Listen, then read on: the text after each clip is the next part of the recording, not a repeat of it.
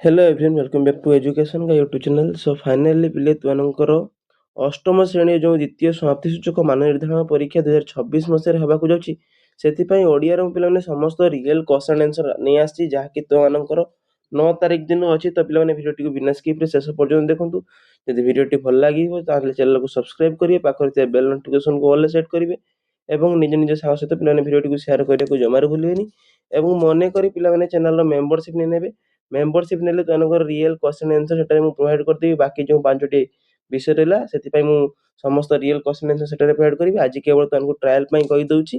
तो भिडियो बिना स्किप शेष पर्यटन देखो कहीं भिडियो मझे एमती गोटे जिनस कही जहाँकि तुमको मेंबरशिप नबार बहुत साहय कर अधा रेट्रे मेंबरशिप नहीं नब। तो भिडियो शेष पर्यटन देखिए।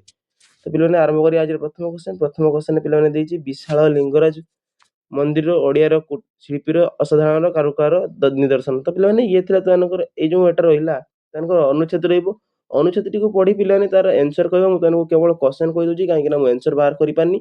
तो एनसर निजे बाहर कर तार उत्तर तुमने परीक्षा खाता ठीक भाव में लिखे। तो पे तुमको प्रथम क्वेश्चन देती गंगवंशर प्रथम राजा नाम कौन थी। द्वितीय क्वेश्चन पे लिंगराज मंदिर गठन शैली किपरि। परवर्ती जहाँकि तृतीय नंबर क्वेश्चन तुमने केउ देवादेवी मंदिर पार्श्व देवता भाव पूजा पाउछंती। चतुर्थ क्वेश्चन देती तुमको भुवनेश्वर को कहीं कृतिवास क्षेत्र बोली कहुए। 5 नंबर क्वेश्चन पे तुमको मंदिर कारुकार्य ओडिशा संस्कृतिर केउ सब दिग को प्रतिफलित करते।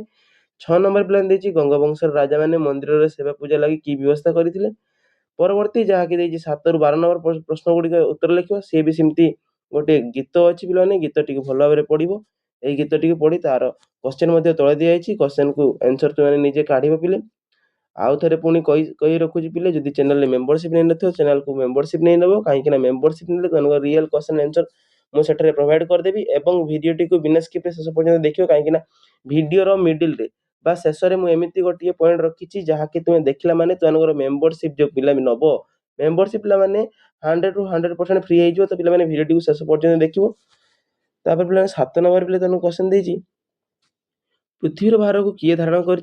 8 नंबर क्वेश्चन तुम देती धरणी माँ को धन्यवाद धन्य धन्य कहबार तात्पर्य कौन थे पे।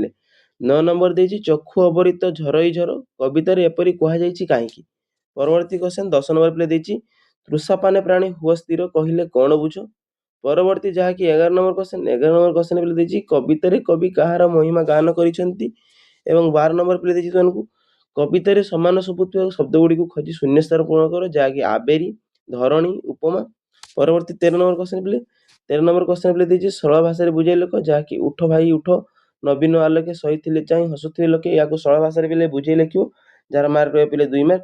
परवर्ती 14 नंबर पुणी सरल भाषा पे इंगुदीर तैल दीप शिखा अंधकार निशिला पूजारी। तो यार भी पे सरल भाषा लिख जार मार्क रहा पे 2 मार्क। परवर्ती क्वेश्चन 15 नंबर जहाँकि तुम देती एक पद प्रकाश कर नाही धन जार सी है निधनी।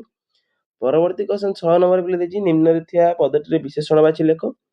पदटी पिला रहा अर्जुन को तृतीय पांडव कहुए यही वाक्य तृतीय पदटी डैश विशेषण। तो पे ऑप्शन देती संख्यावाचक पूर्णवाचक परिमाणवाचक और उपरोक्त समस्त। परवर्ती 17 नंबर क्वेश्चन देती रेखांकित पद को विशेष्य परिवर्तन कर लेख आमर सांस्कृतिक परंपरा मान सांस्कृतिक तले पे अंडरलाइन अच्छी। परवर्ती 18 नंबर क्वेश्चन 18 नंबर पे देती संपदर विपरीत अर्थवादक शब्द लेख।